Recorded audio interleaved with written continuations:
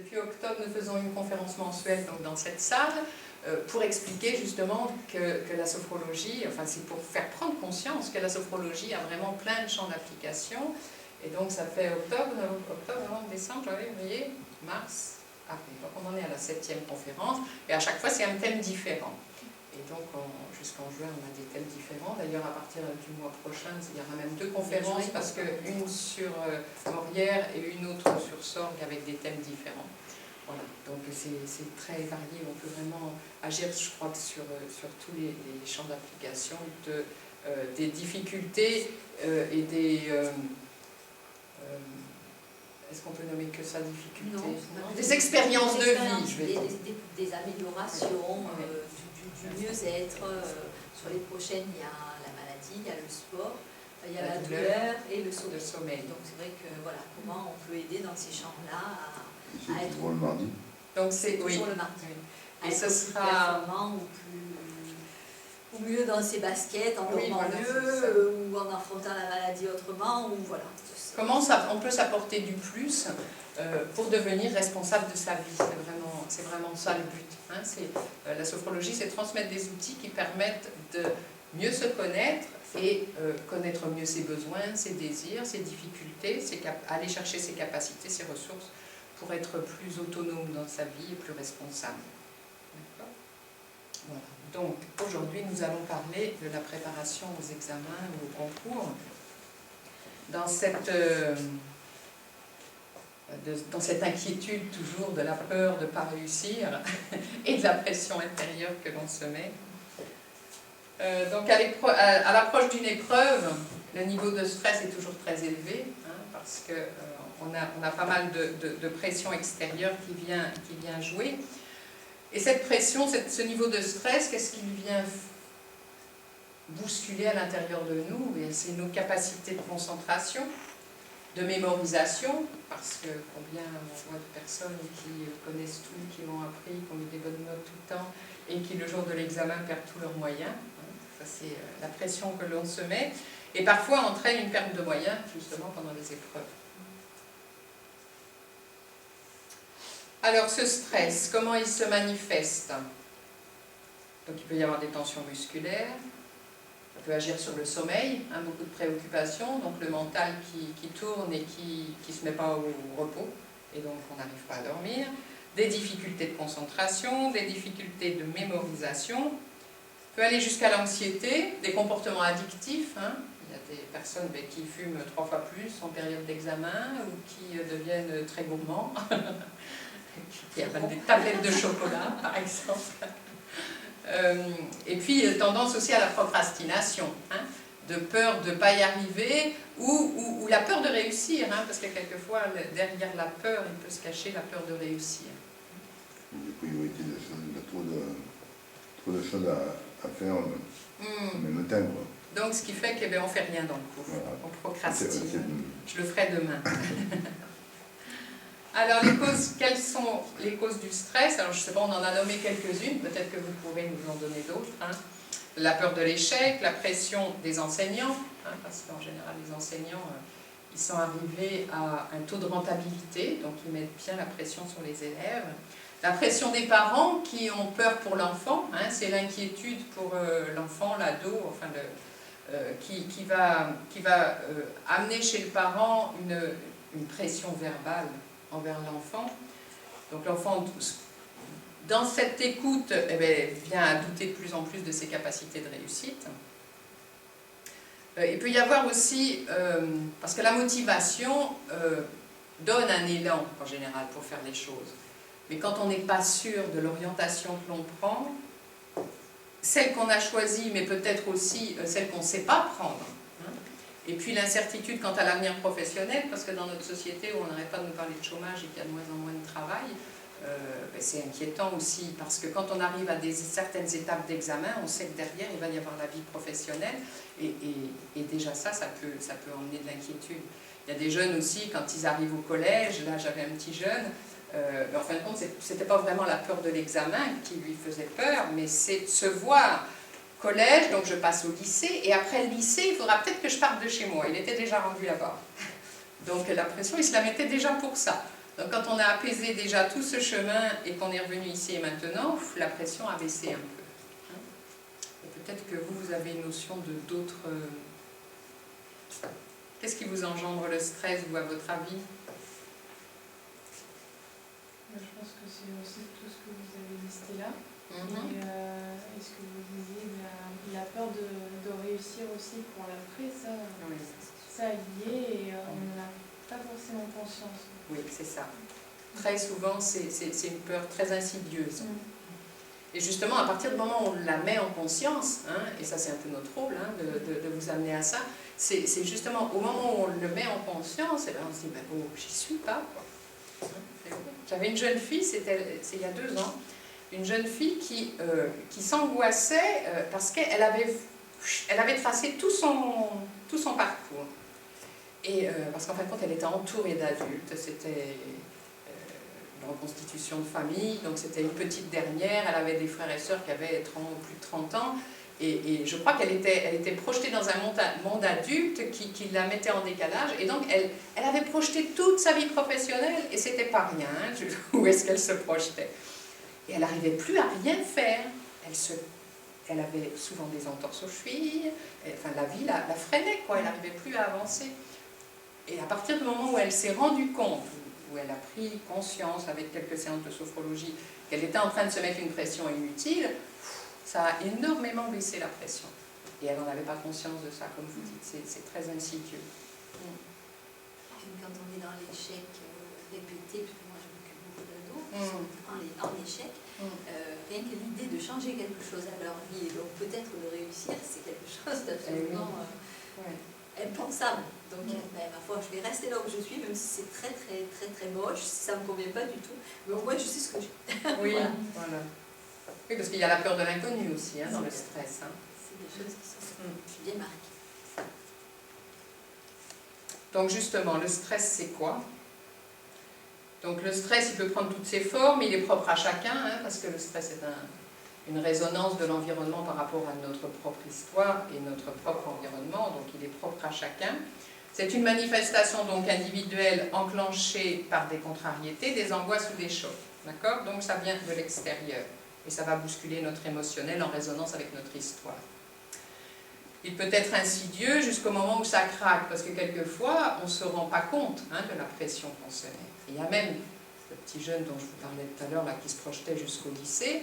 Quand on a commencé à avancer dans les séances et qu'il se détendait, à un moment donné, il m'a même dit, enfin, je ne sais plus comment il m'a formulé ça, mais il avait peur de ne plus avoir de stress parce que pour lui, c'était sa seule façon de fonctionner et d'avancer. Donc de perdre le stress, pour lui, il n'allait plus rien faire. Il a un faux quand même, du stress. Mais ça, c'est le bon stress, mais le bon stress, c'est l'élan qu'on a de la vie. Hein? Mais c'est pas quelque chose qui oppresse. Hein, lui, il avait de la difficulté à respirer tellement ça l'oppressait au niveau de la poitrine. Donc le stress, c'est la réponse de l'organisme à toute sollicitation tant externe qu'interne. C'est une réaction donc, face à tous les effets d'adaptation. Donc plus on sait s'adapter, mieux ça va aller. Hein. Plus on est dans l'incertitude, l'inconnu, l'adaptation va devenir plus difficile. Et donc ça va engendrer plus de symptômes intérieurs.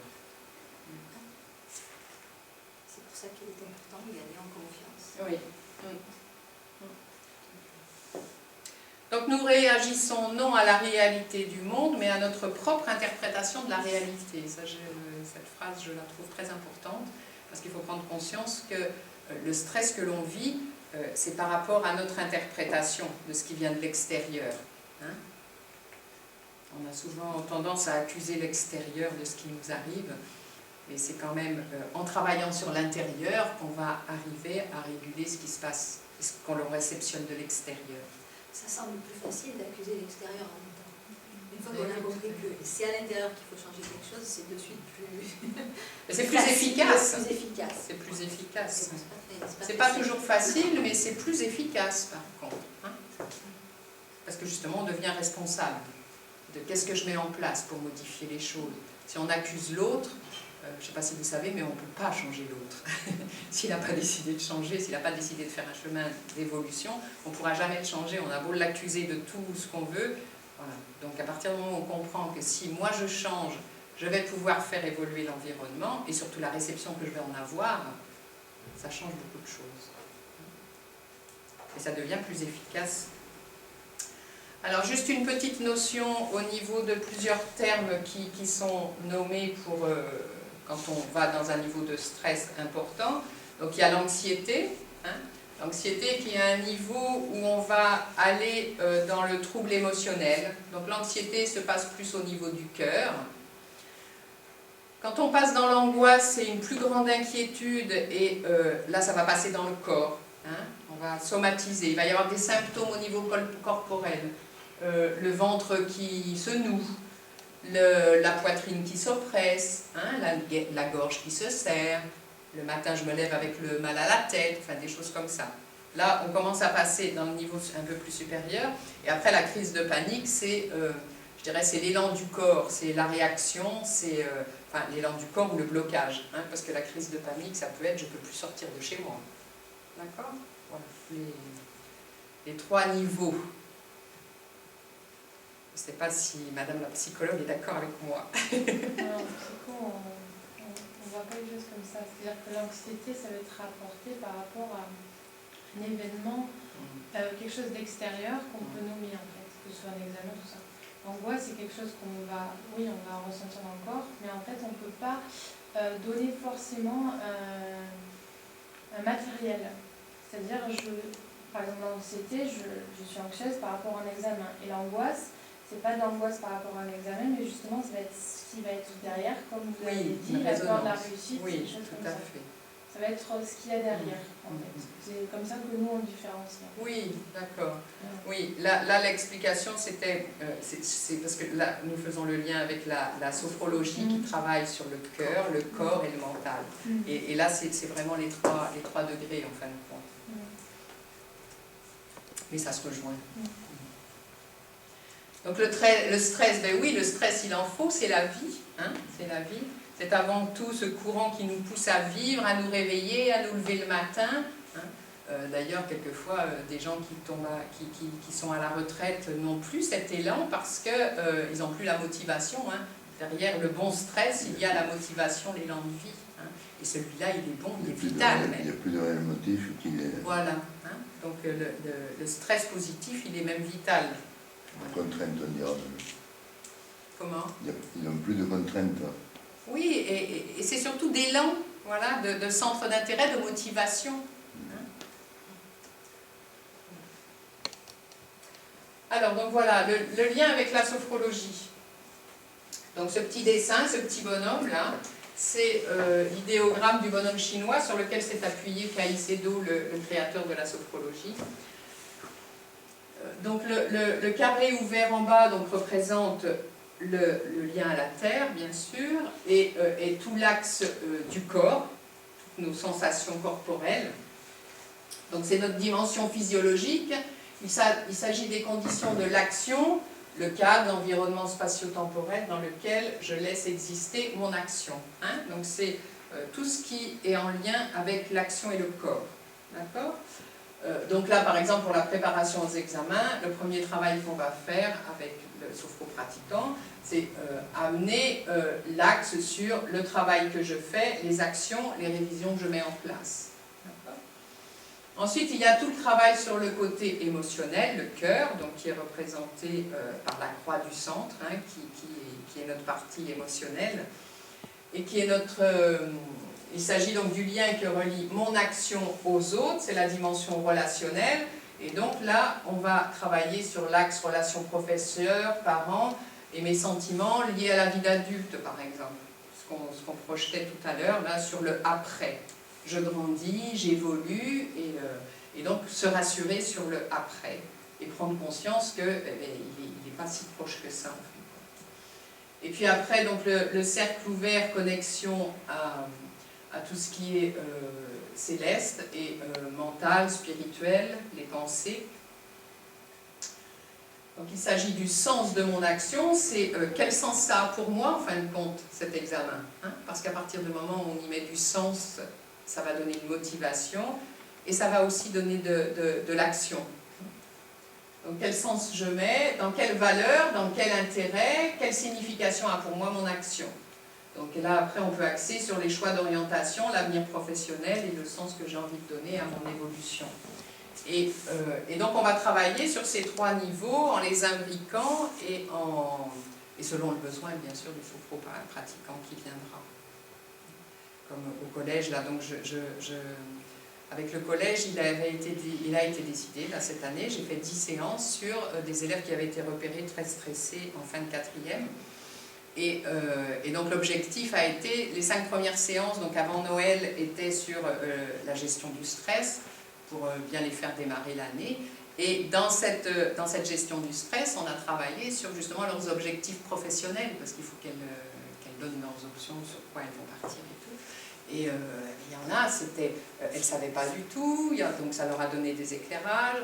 Il y en a d'autres, elles avaient des idées, mais elles entendaient des réflexions, soit des parents, soit des profs, comme quoi ben, c'était pas, voilà, il ferait mieux de choisir autre chose. Donc ça leur a permis de se positionner sur est-ce que vraiment c'est ça, ou est-ce que j'écoute ce qu'on me dit, voilà.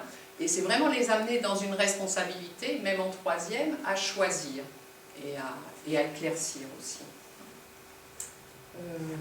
Voilà, donc ces 3 dimensions soutiennent et enrichissent mutuellement l'action. Voilà, et ça permet donc de connaître un peu mieux ses propres fonctionnements pour ajuster les comportements. Parce que ça, c'est vraiment lié. Tu veux rajouter quelque chose? C'est tout ça, en fait. Je ne peux pas ne pas mettre de sens à ce que je fais, ça n'a aucun intérêt. Et en même temps, il faut que j'apprenne, parce que si je n'apprends pas, ben, je vais arriver à l'examen et je ne saurai rien. Et en même temps, il y a tout ce que j'entends à droite, à gauche, et qui peut me mettre le nouer le cœur, ou me mettre une dimension émotionnelle très, très importante. Mais en fait, voilà, quoi, il faut que tout soit en équilibre. Voilà. Parce que moi je vois même en 3e, hein, le petit groupe, il y en avait quelques-unes, elles ne prenaient pas conscience que c'était pour elles qu'il fallait qu'elles travaillent. Hein. Parce que de tout petit, on ramène des notes pour faire plaisir à papa et maman. Et à un moment donné, si personne me dit ben non, c'est pour toi, hein, c'est pour ton avenir que tu travailles, ben ça reste, enfin c'est pas conscientisé, quoi. Et ça, ça fait le déclic, hein. Enfin, je sais pas si tu en as eu, mais ça fait plusieurs fois que j'en ai qui viennent travailler pour ça. Et vraiment, ben oui, c'est le déclic. Quand moi je leur ai posé la question ouverte, pour qui vous travaillez, pour qui vous allez passer cet examen, sur 9, et il y a dû en avoir 7, ben, je ne sais pas. Il leur a fallu un temps de réflexion pour dire, ben oui, en effet, c'est vrai, c'est pour moi. Voilà. Et donc c'est important que ce soit moi qui choisisse, en écoutant bien sûr des conseils, mais c'est quand même important que ce soit moi qui choisisse. Et là, ça les responsabilise après. Et ça leur donne une motivation de ben, c'est moi qui ai choisi, donc je me donne les moyens d'y arriver aussi. Hein. Parce que si c'est les autres qui choisissent pour moi, c'est plus facile, je me laisse porter. Après tout, je les laisse continuer à prendre des décisions, mais dans le coup, je ne passe pas à l'action. Hein. Il faut que ce soit des motivations internes. Parce que externe, ça fait qu'on ne s'approprie pas. Tout à fait, exactement. Alors, donc, quels sont les outils de la sophrologie pour travailler tous ces axes? Donc, le premier outil de la sophrologie, c'est la respiration, hein, parce que ça, c'est un outil qu'on a toujours avec nous et qui nous sert à nous apaiser, à nous dynamiser, à nous recentrer, à être ici et maintenant, hein, qui est le deuxième, cultiver d'ici et maintenant, l'instant présent, parce qu'on peut toujours se donner dans l'instant présent des moyens d'action pour améliorer les choses. Si je suis en train de fabuler sur mon examen que je ne vais pas réussir, je ne crois pas que j'ai trop les moyens d'agir dessus. Hein. Et puis si je rumine mes mauvaises notes que j'ai eues l'année dernière ou depuis le début de l'année, c'est pareil, ça ne va pas me donner de l'efficacité de travail. Hein. Donc être ici et maintenant, c'est hyper important. Se relier à ses sensations et écouter ses émotions, donc ça c'est écouter ce qui se passe en soi pour justement essayer d'ajuster les choses et comprendre pourquoi j'ai ça qui se passe en moi, là, hein. Mon cœur qui me serre, mon oppression. Il y avait une gamine tous les matins, elle arrivait, dès qu'elle arrivait au portail du collège, elle avait le ventre qui se serrait et ça ne se serrait plus jusqu'à ce qu'elle en ressorte, quoi. Donc c'est important de comprendre pourquoi j'ai mon ventre qui se serre dès que j'arrive au collège.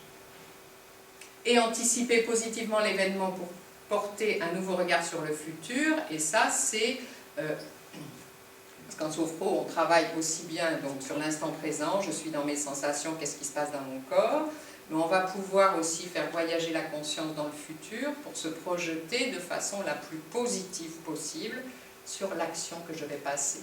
Donc de la visualisation active sur le jour de l'examen.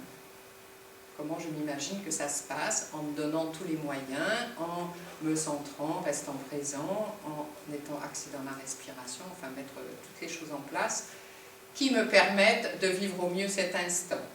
Et la conscience n'ayant pas conscience de l'espace-temps, c'est comme si vous l'aviez déjà vécu. Donc le jour où vous y êtes, c'est beaucoup plus facile parce que ce n'est pas inconnu. Et on peut aussi partir dans le passé pour rechercher, eh bien, j'ai déjà réussi telle chose, donc je suis capable de réussir dans ma vie. Je ne suis pas que nulle, comme je peux entendre quelquefois entre des portes, ou incapable de faire quelque chose. J'ai appris à marcher, j'ai appris à faire du vélo, à nager, à parler. Je pense que moi, il y a un contexte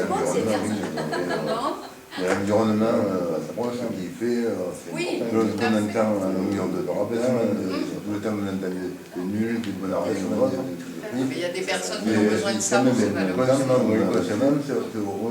Il y a pas mal de notes en rabaissant l'autre, c'est pour ça que là, dans cet état, et le problème, c'est que ça ne marche pas. Voilà.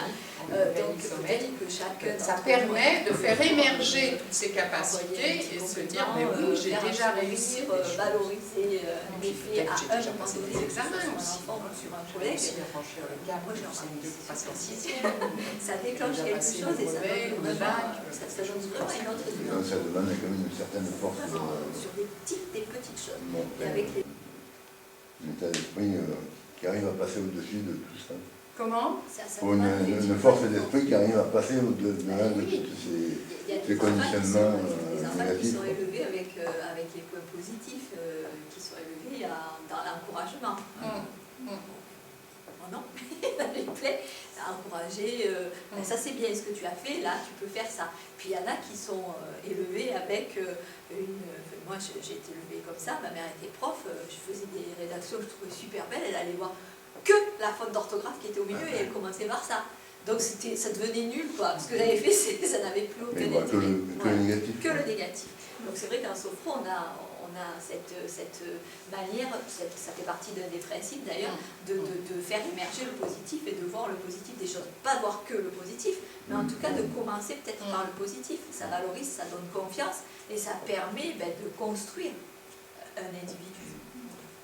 C'est aussi le problème de l'école aujourd'hui. C'est encore le problème d'aujourd'hui. Ce qui ne marche pas, au lieu d'aller chercher ce qui marche. Ça c'est vraiment le truc à l'école, ça devrait être la base. Ça devrait être la base. Mais bon, il faut effectivement qu'il y ait un processus qui s'inverse parce que effectivement quand on commence à voir le positif des choses, on renforce l'individu à qui on dit là c'est bien. Enfin, moi je me rappelle, j'ai un ami qui jouait aux boules avec ses enfants petits et les enfants jouaient, donc le cochonnet était là, la boule partait là-bas. Ah ben c'est bien, tu l'as bien lancé. Ah, alors là on va essayer de revenir sur le cochonnet. Mais rien que le fait d'avoir dit c'est bien, ça posait quelque chose et bon on était là pour jouer aussi. Mais même dans le jeu, on joue tout le temps en fait, finalement. C'est vrai qu'apporter cette touche de positif et valoriser les jeunes dans les groupes que j'anime, ils sont entre 16 et 26 ans, donc c'est assez varié. Quand je leur demande ce qu'ils ont fait de bien, ce qu'ils pourraient mettre en avant, silence absolu. Faire quelque chose de bien, moi, mais qu'est-ce que j'ai pu faire de bien?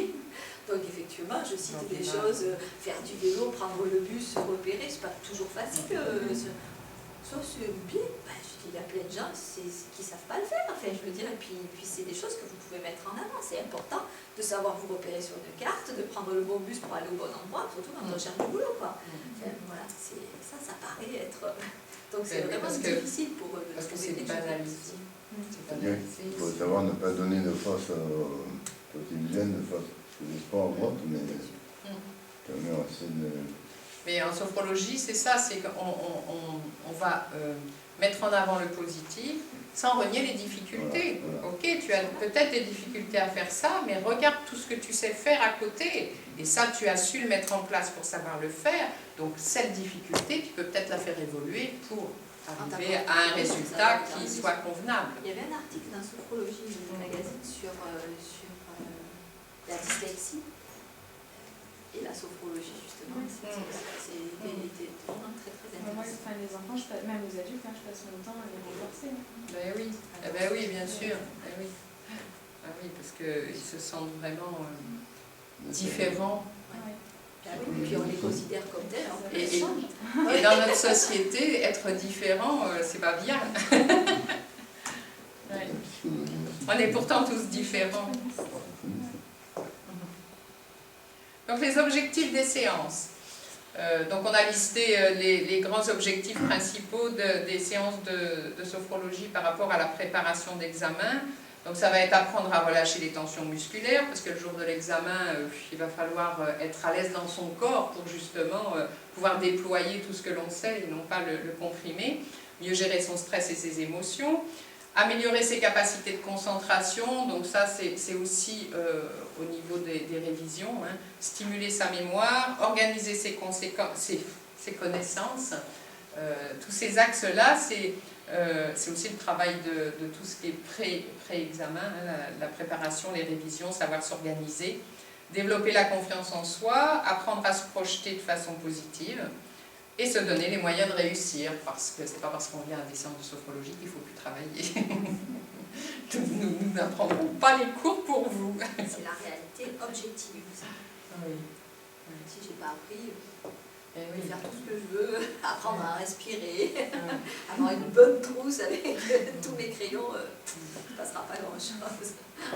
Oui, puis se donner les moyens, quoi. Je vois au collège, je leur ai fait, à la fin des 5 premières séances, une petite fiche récapitulative des exercices principaux avec les axes, à quoi ça leur sert et à quel moment elles peuvent s'en servir. Et là, je vais refaire pour la prochaine fois. Mais ça a été après Noël et j'ai été 2 mois sans venir. J'ai enclenché après pour la préparation d'examen. Et donc, à mon retour, j'ai demandé si elles avaient utilisé, si elles avaient encore la feuille sous le coude, sur le bureau et tout. Je ne suis pas certaine que toutes savent encore où elle est.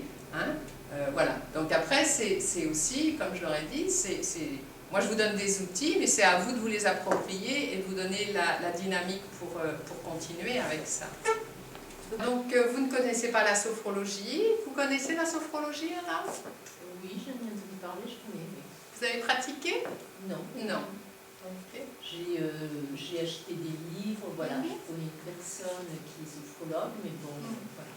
D'accord, ok. Pareil, mademoiselle aussi. Un petit peu. Un petit peu, ok. Donc comment se déroule une séance? Donc une séance, donc la sophrologie est appelée par Caicedo la relaxation dynamique et relationnelle. Donc dynamique parce qu'il s'est appuyé sur les mouvements du yoga, donc il y a des mouvements en position debout. Donc après un centrage, une intériorité, car tout se vit les yeux fermés, même les mouvements debout. Il va y avoir des mouvements qui vont être en lien avec l'axe de la séance et les objectifs que l'on veut faire évoluer. Donc des mouvements. Ensuite, donc là on va être en écoute de nos sensations, ce qui se passe, et de la résonance aussi au niveau du cœur, parce que vous allez vivre des mouvements, vous allez avoir des sensations, mais en parallèle, le sophrologue qui est un grand bavard ou une grande bavarde, on ne fait que parler, et donc on vous guide avec nos paroles. Et automatiquement, il y a des résonances intérieures qui se font. Je suis à l'aise, je ne suis pas à l'aise, oh là ça me fait ci, ça me fait ça. Voilà, donc tous ces mouvements sont là pour éveiller et guider votre conscience, vous envoyer des messages, vous éclairer sur des choses. Et ensuite, il va y avoir une partie assise où il peut y avoir quelques mouvements aussi en position assise avec un aboutissement sur... alors ça peut être, il y a plusieurs techniques où on peut aller dans le passé, dans le futur, dans le présent. Donc un travail sur le lien et la préparation qu'on a fait en position debout. Et un cheminement pour aller jusqu'à qu'est-ce que j'ai éclairé dans cette séance, à quoi ça va me servir, qu'est-ce que j'en fais. À la fin des séances, je dis toujours avec quoi vous repartez du vécu de cette séance parce qu'on entend des messages, et ne serait-ce que les sensations de mon corps, hein, où j'en suis dans les sensations de mon corps, ça peut être simplement « Waouh, je viens de m'apercevoir que là j'ai du plomb sur mes épaules ». Et déjà d'entendre ça, eh ben, c'est bien parce qu'on peut y faire quelque chose, que si on ne l'entend pas, on ne peut rien y faire et on continue à le supporter. Donc c'est tout, il y a toujours ces 3 niveaux qu'on a pu voir tout à l'heure dans le bonhomme chinois. C'est la concentration sur les sensations, donc qui relie le corps et qui relie à soi. L'accueil des sentiments et des émotions, donc qui relie à soi mais qui relie aussi aux autres, hein, parce que sentiments et émotions c'est vraiment un va-et-vient de l'intérieur à l'extérieur, et qui relie donc oui, aux autres, c'est ce que je viens de dire. Et le côté spirituel, intellectuel, qui donne du sens aux choses. Hein. Là, on n'est pas dans les pensées qui moulinent, hein, ces pensées inutiles qui nous prennent la tête, on est plus dans l'accueil du sens, que tout ce que je vis, qu'est-ce que ça m'apporte. D'accord ? Voilà. Pour passer à une action, une évolution dans le quotidien. Alors bien sûr, je vais reprendre la phrase de Pascal qui le dit à chaque fois, ce n'est pas une... Comment tu dis? Ce n'est pas magique. Ce n'est pas magique. Bien sûr, il faut y revenir, il faut de la vivance et il faut de la motivation, de la répétition pour que des choses s'ancrent dans le quotidien. Alors, il y a des choses qui se font tout seuls, hein, dans cet état, ce qu'on appelle un état sophronique. Donc, cet état sophronique, c'est vu qu'on est intériorisé, que le sophrologue parle avec une voix monocorde, ça vous amène dans un état de détente, de présence, et votre mental va s'abaisser et on arrive à un état de conscience entre veille et sommeil. Hein. Cet état de conscience qui est juste avant de tomber dans le sommeil. Ça, c'est l'état sophronique, qui permet d'être moins dans le jugement et l'analyse et plus dans l'accueil et la sensation. Voilà. Et c'est d'où tu travailles beaucoup sur l'hypnose. Oui. Ben, disons qu'elle a, même au départ, il a voulu partir sur l'hypnose. Et puis l'hypnose à cette époque-là n'était pas très bien entendue, très bien vue. Donc il a préféré créer une autre technique. Et puis qu'il a complété, parce qu'il y a toute la partie dynamique. La partie dynamique, le côté méditation zen sur lequel il s'est appuyé aussi. Alors on a ce seuil, ce sophronique où effectivement on est entre veille et sommeil. Et puis moi j'ai pas mal de jeunes qui soit s'endorment. Parce que du coup, ils ne supportent pas. Ça peut être dérangeant hein, d'être dans ce niveau-là. Ou alors n'arrivent pas du tout à faire baisser le niveau du mental. Ah, mais je ne suis pas arrivée. D'ailleurs, elle n'est pas là, notre amie qui à chaque fois dit moi, j'ai rien senti. Elle était avec nous. Elle était à ça. J'ai rien senti. Ou j'ai pas réussi à ne pas faire tourner mon mental. Voilà, c'est pas à tous les coups. C'est pour ça que je dis c'est pas magique, c'est parce que c'est de la répétition et de l'entraînement. On peut très bien se mettre au seuil sophroliminal quand on a pris l'habitude très régulièrement dans la journée pour vraiment se recentrer, pour vraiment écouter ce qui se passe en nous. D'ailleurs, la personne dont tu parles, elle vient depuis janvier à nos conférences. Donc elle a fait 3, 4 avec celle de Sorgue, qui était aussi préparation aux examens. Donc à la 3e, on a commencé à lui ouvrir une porte sur peut-être qu'elle sent quand même quelque chose. Et il y a 15 jours, elle a quand même verbalisé que oui, il se passait des choses quand même. Voilà. Sentez un peu plus de détente. Oui. Ça demande à lâcher, mais même, ça demande à lâcher. Même si la personne n'arrive pas encore à lâcher, il y a quand même quelque chose qui se passe. Oui, il y a un chemin qui se fait, bien sûr. La preuve, c'est qu'au bout de la 3e ou 4e séance, elle commence à accueillir des choses. Parce que la première fois, quelqu'un qui est vraiment stressé, tendu et tout, ça peut même être une rencontre qui est un peu souffrante, quoi. Parce que, comme je dis, hein, la première séance, c'est souvent une checklist du corps et on pose notre conscience, voilà, sur chaque partie du corps. Si on s'aperçoit que dans chaque partie du corps, on n'arrive pas à détendre et qu'on est raide et qu'on est un vrai bout de bois et que c'est pas possible pour nous détendre, ben oui, ça peut se mettre face à ça, c'est un peu, oui, c'est pas agréable. Mais il y a des choses qui se font quand même, parce que moi je dis, à partir du moment où on connecte la conscience à ce qui se passe, il y a un chemin qui s'est fait déjà. Même si on a la sensation, j'ai pas réussi à détendre, il y a au moins la connexion qui s'est faite. Oui, il y a essayer de se représenter son corps, de le ressentir, d'essayer, déjà... C'est le premier principe. Tout à fait. Je crois qu'on est à la fin. Voilà, donc à la fin de la conférence, alors déjà peut-être vous avez des questions, et après on vous propose de vivre une séance. Alors, est-ce qu'il y a des questions? Non. Vous êtes en préparation d'examen, mademoiselle? Non. Non, je suis venue avec ma mère, le sujet m'intéressait. Ok. C'est vrai que je pense s'en apercevoir sur le moment présent, de ce qui se passe, de ce qu'on ressent, et ça permet de se dégager à ce moment-là. Oui. La présence à soi, ici et maintenant, ça et la respiration, c'est déjà deux outils extraordinaires. Ça permet de se dégager sur le moment présent. Oui, tout à fait. Ce qu'on vit et prendre du recul par rapport à l'extérieur. Parce que du coup, on le ressent et on n'a pas forcément conscience. Prendre conscience que l'autre, c'est pas moi.